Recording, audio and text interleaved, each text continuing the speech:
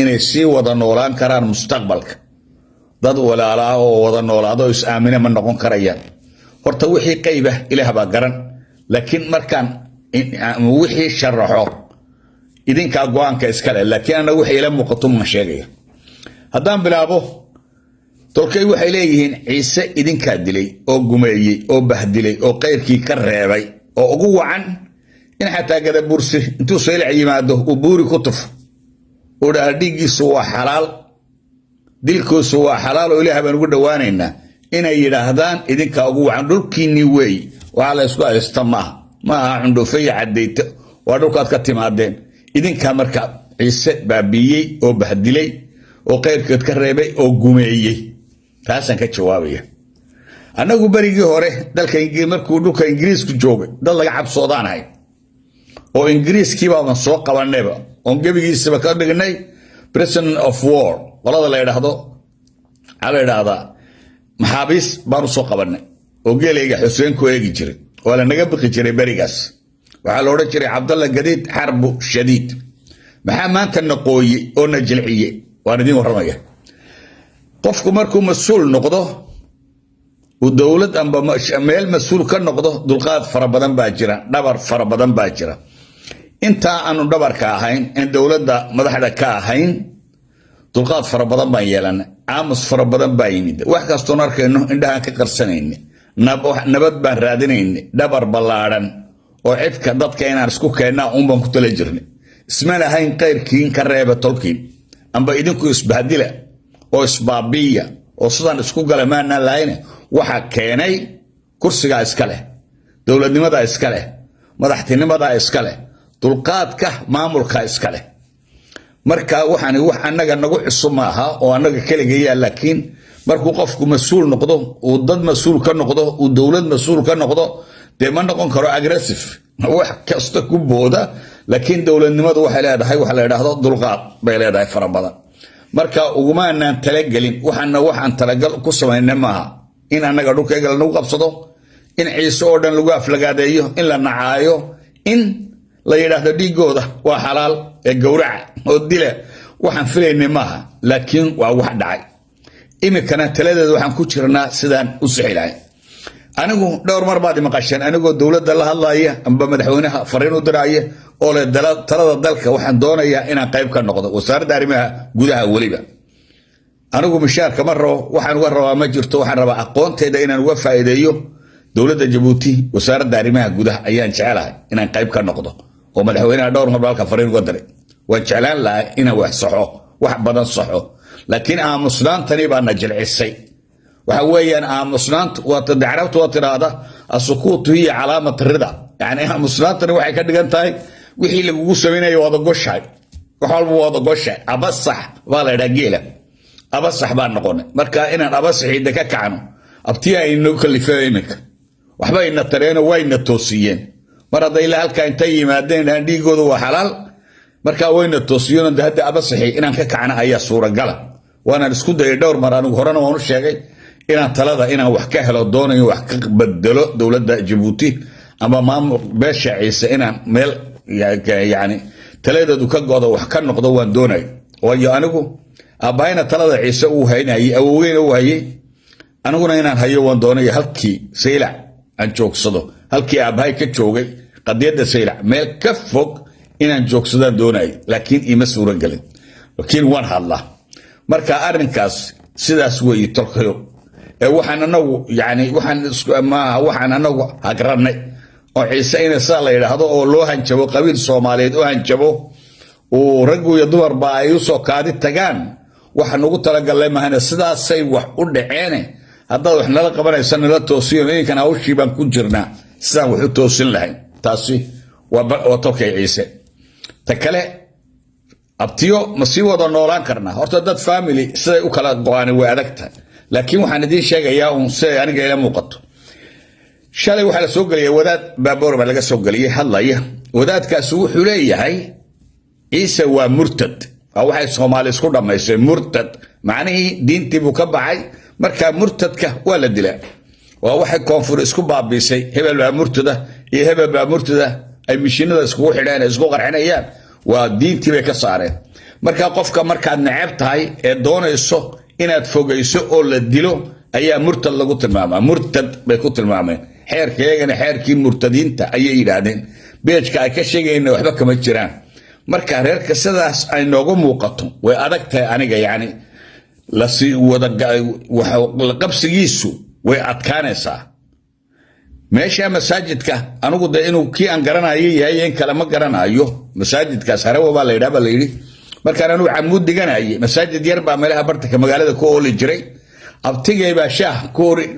ag iibin jiray barkad cumar xaaji khayre nin halkan ka hadlayo lahaa saylax baa aniga wax layga wadiyey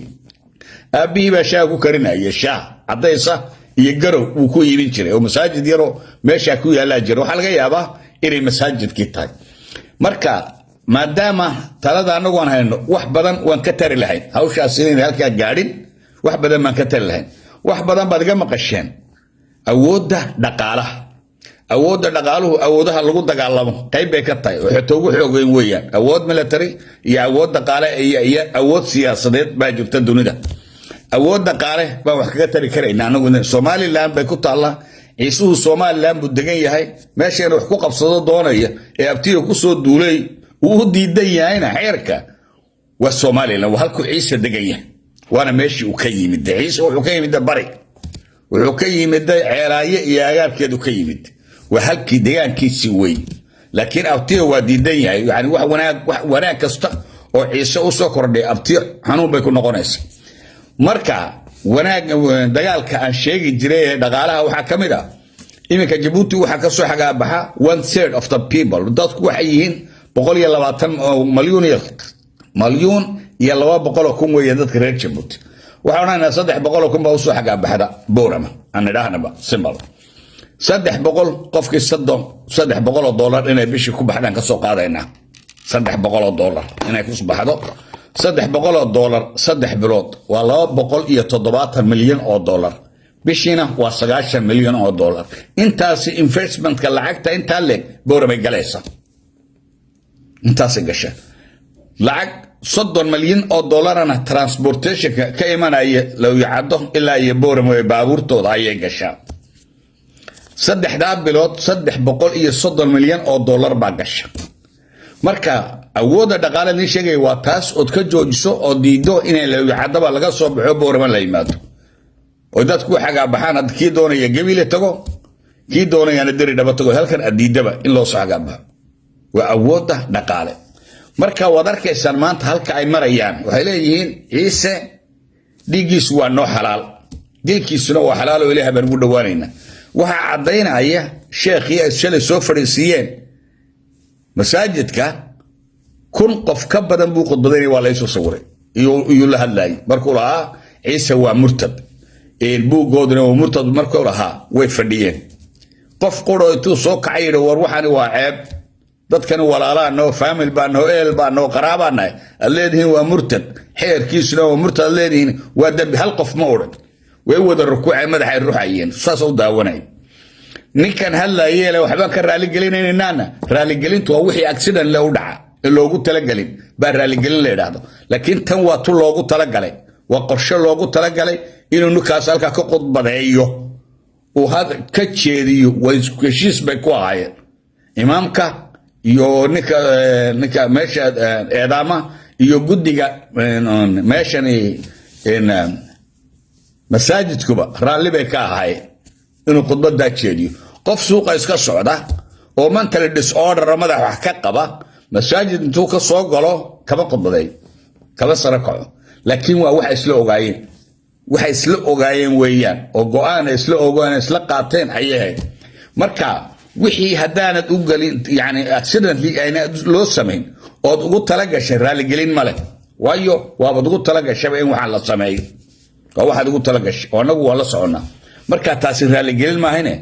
inaad ciise murtad ku sheegtaan iyo xeerkooda iyo dhaqankooda aad murtad tiraahdaan macnaheedu diintii baad ka saarteen marka diintii ka saarteen waa in la dilo waa sheekada xamar ka socota murtad qofka kale murtad ayuu ku sheegaya in intaana sheekada la gaarin waxa la bilaabay in la caayo ciise dhowr jeer wadi sheegay in laga caayo Facebook social media laga aflagaadeeyo oo laga caayo intaa dowladuna way arkayso wayna la socotay waa kow waxay gaadheen markay ku caan baxaan dadkii wax caayay ku caan baxaan waxay gaadheen heer ay dhahdaan aan mujaahidiin noqono mujaahid maxaa lagu noqonayaa saylac in la tago oo saylac la rabasho oo heerkeenna la qaso qaswadayaal baa loo diray iyo markaa problemka kareed gareeyay madaxweyne ku-xigeenka ayaa ka mas'uula isagaa ka aabaa oo ka hooyaa wixii meesha ka dhacay isagaa soo diray 10 baabuur oo odayaal ah oo kuwii tiktokerska odayaasha arkaysteen ee caytamayay iyo kuwii tiktokerska haaya dhalinyarada ahaaba isagaa soo diray oo waxay tagayaan saylaco way dalxiisayaan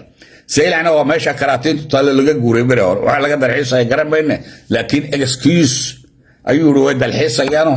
dhulkoodii way dalxiis u tagayaano waxay sameeyeen waa ogtiin marka ninkaas heed wixii create garay marka reerka maadaama ay reerkii aaminsan yihiin in dilkeenu xalaal yahay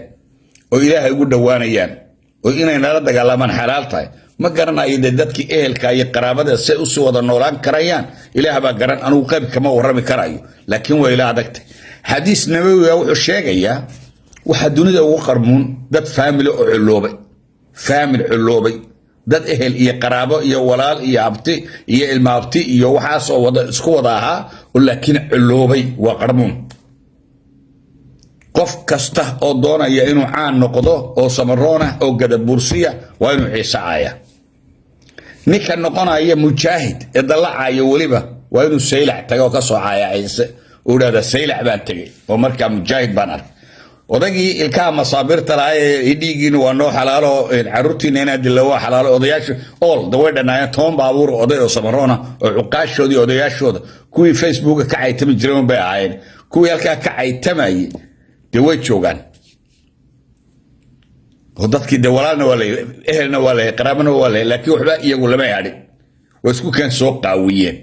marka anigu wixii qayba kama warramayo laakiin waxaan ka warramayaa inay marada ku dhacday abtiyo isagu way jiraan dad inagaba oo ka caytooda Facebook amba TikTok waxay yiraahdaan way jiraan laakiin heerka iyagu ay gaadheen darajada ay gaadheen wax gaadhay inaga ma jirto qaar baa saylac baan tagnayo mujaahidiin baan halka kala mid aad moodo iblaha dumarka marka la gudasay u socdaan waa siniqsi baa la yiraahdaa waqti ku caynka u siniqsada oo laha mujaahid baan ahay dadkii saylac ka soo qeylin jabay baan waan arkay marka horena waan idinku sheegay oo dadka caytamay bari waxay tagi doonaan saylac waxayna oran doonaan mujaahidiin baan ahay maadaama aanu saylac tagin tabaalna ma garanayaan anigu imika saylac haddaan tago badda waan seexano subax markaan socdo galabtan ka soo toosayna urda oo maqada digtay baa soo toosaya sababtoo ah saylac baan anigu waa garanaya dabaash marka arrimaha caynkaay way adagta yani in dadka caynkaay si wada noolaadaan de way adagtahay laakiin haddana wax walba waa laga heshiiyaa wax walba heshiis baa ka dambeeya laakiin wixii United Nations ku xataa ayna ogoleen ee la yiraahdo Geneva Convention ee 1949 la isku raacay inaan reerdan la oran karin waa sidaa iyo sidaa la oran karin oo dambi tahay ayaan arkaynaa dad ummadan halkaas soo fadhiisanayso ciise waa nation waa qaran caaya oo la waa caynka reer dhanbay leeyihiin wasda waana Geneva Convention weeyaan 1949 waa xeerkii la sameeyay Geneva laga reebay in bili aadan kala isku yiraahdaan markii yuhuudda lagu tilmaamay inay dhibaato badan yihiin ee numberka halka lagu qor waa sharciga la soo saaray weeyaan marka aniga de idinkaan idin sharaxay idinka garanay inaan si wada noolaan karno oo ehelkeennii iyo qaraabadeenii dadkii familka si wada noolaan karaan oo nool si wadan karaan iyo inay kala durkaan ku qurux badan tahay mar hadii la culoobay oo qoys annagoo aan culownay iyo in la kala durko labada way jirtaa Djibouti dawladda Djibouti wax ka qabato waxaan meesha ka dhacayana iyadu ma aha Soomaaliland ma maamushe laakiin awood bay ku leedahay awood dhaqaale iyo awood military iyo awood siyaasadeed inta way ku leedahay in dhibaatada inta leeg dadka loo geysano dhulkooda lagu dhibaateyn oo dadka ay ka la hadasho maamulka Soomaaliland ka jira awood bay Djibouti u leedahay dadkani waa dhulkoodii waxay timanayaan waxana waa xeer international oo dunida ka jiro lagu aqoonsaday haday saylac keenayaan waxaan imaanaya ee daawo keenayso Soomaaliland maamulka Soomaaliland ma garanayno